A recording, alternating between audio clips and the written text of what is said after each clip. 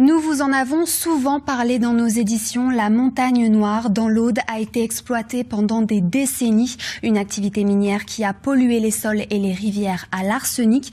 Une équipe du CNRS de Montpellier teste actuellement une technique de filtration. Alexandre Grelier, Laura Lorgali et Frédéric Guibal.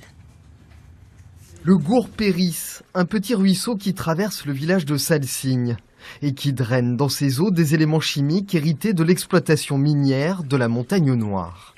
Un cours d'eau que Guy Auger connaît bien, ce responsable d'association tente d'alerter depuis des années sur sa pollution.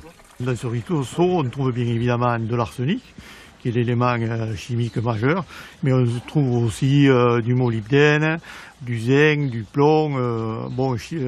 Pour parler rapidement, Salsigne, c'est 44 éléments chimiques. Donc, ils ne sont peut-être pas tous présents, mais il y en a au minimum une bonne vingtaine dans ce ruisseau. Autant d'éléments qui peuvent être toxiques pour le corps humain et qui se retrouvent un peu plus bas dans le Rieu Sec, un affluent.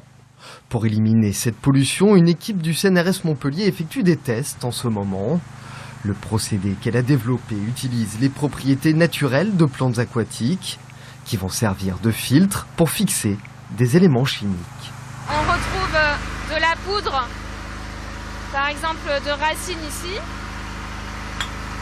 hop, comme celle-là. Donc ici c'est de la renouée du Japon par exemple, là c'est de la laitue d'eau et selon le polluant on choisit quelle biomasse on veut mettre.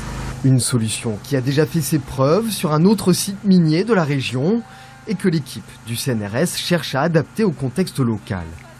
Le procédé là, qui fonctionne au niveau pilote a comme objectif d'aboutir à un développement industriel de la technologie. C'est pour ça que nous avons créé la société BioInspire, qui est vraiment là pour développer la technologie à très grande échelle, y compris par exemple des stations de traitement, milieu naturel, pour résoudre le problème de ces pollutions. Et la solution est peut-être proche. L'équipe de recherche pense pouvoir proposer dans les prochains mois un procédé à grande échelle. Le verdict est